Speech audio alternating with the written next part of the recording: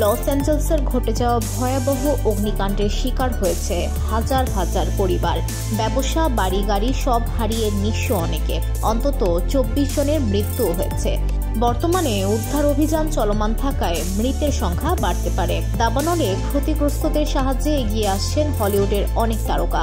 কেউ দাবানলে আশ্রয়হীনদের থাকা খাওয়ার ব্যবস্থা করছেন, কেউ দিচ্ছেন আর্থিক সাহায্য।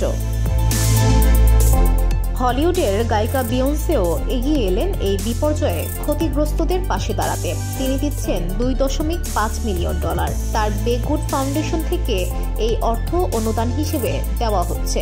2013 সালে প্রতিষ্ঠিত এই ফাউন্ডেশনটি এখন আফটাডেনা এবং পাসডেনার মতো এলাকাগুলোর ক্ষতিগ্রস্ত পরিবারগুলোর পুনর্নির্মাণে সহায়তা করবে।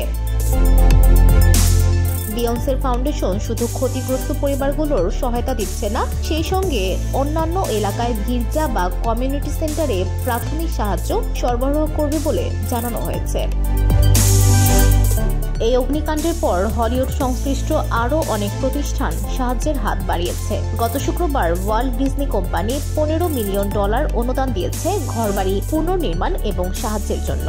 প্রযোজনা প্রতিষ্ঠান প্যারামাউন্ট ও ফক্স কর্প $1 মিলিয়ন দান করেছে আমেরিকান রেড ক্রস এবং লস অ্যাঞ্জেলস ফায়ার ডিপার্টমেন্টকে।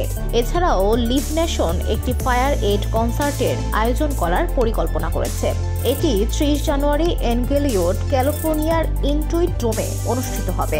আগামী 2 ফেব্রুয়ারি লস অ্যাঞ্জেলসে গ্রামি অ্যাওয়ার্ড অনুষ্ঠিত হওয়ার কথা। সেখানেও দাবানলে ক্ষতিগ্রস্তদের সাহায্য ও ঘরবাড়ি পুনর্নির্মাণের জন্য তহবিল সংগ্রহের জন্য বড় উদ্যোগ নেওয়া হবে বলে জানা গেছে।